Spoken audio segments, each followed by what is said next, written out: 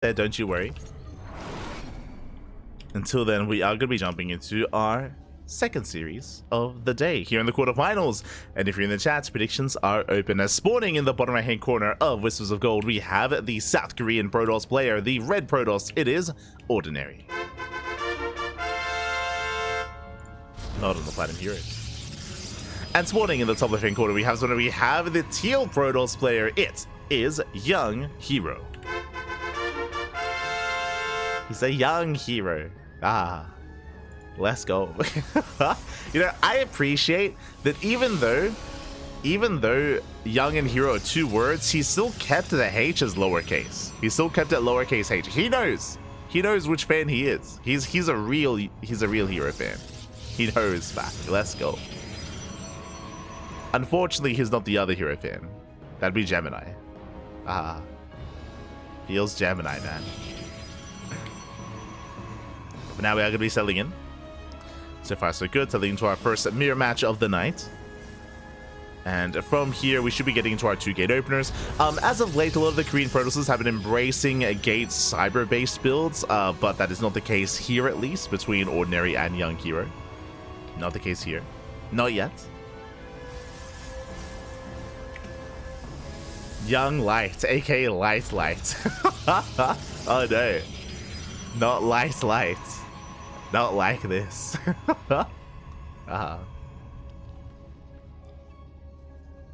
Let's go.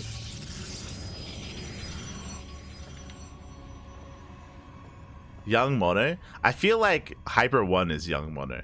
In my mind. He wants to be Young Mono. He wants to be. No.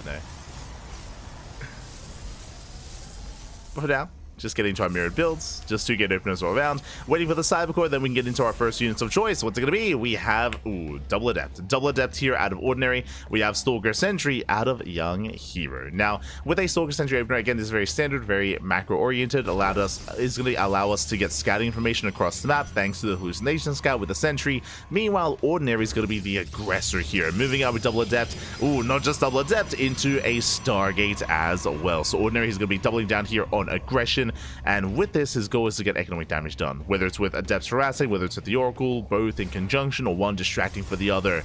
Regardless, it's all about that damage, and we'll see if Young Hero can keep up. We shall see.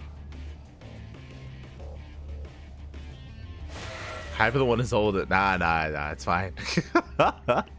It's fine, Pipe. Don't worry about it.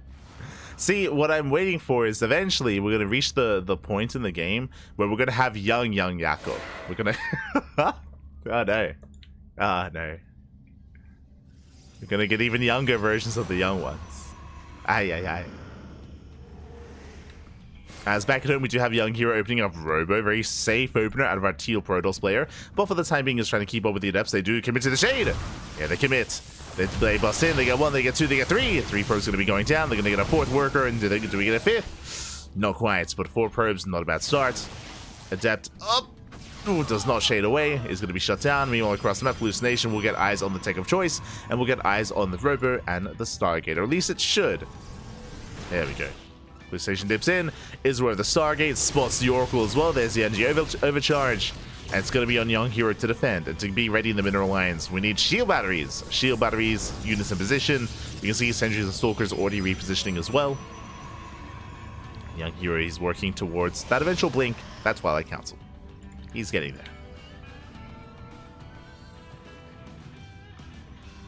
He is getting there. As Ordinary dips in. Oh! Zoned away by the main army. He's going to be zoned back. Young Hero, calm down. Attack his own Nexus for a moment. It's okay. It'll be fine.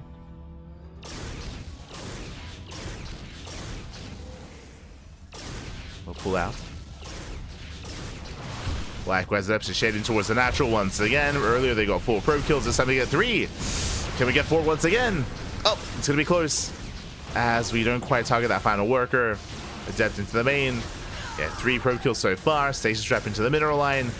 Ooh, does catch 4 workers.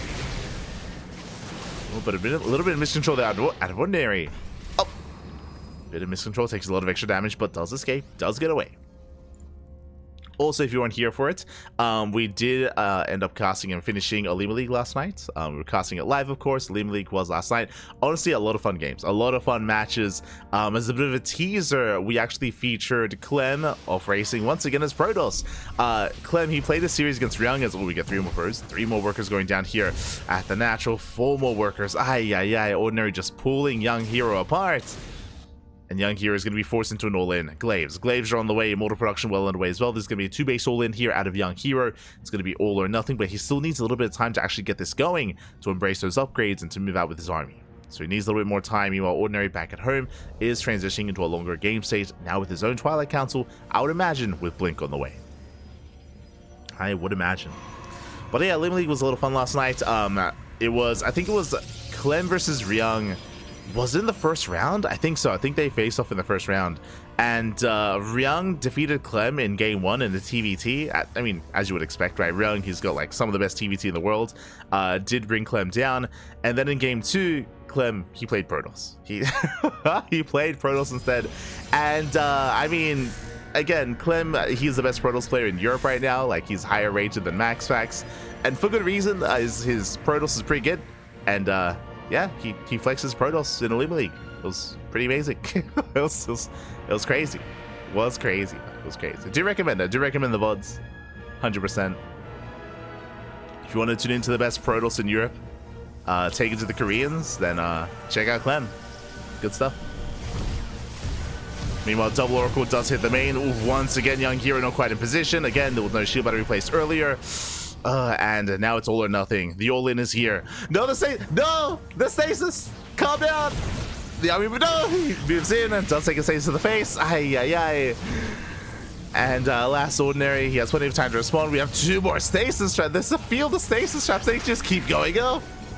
And GG gets called. No final fight. I mean, the writing was on the wall there.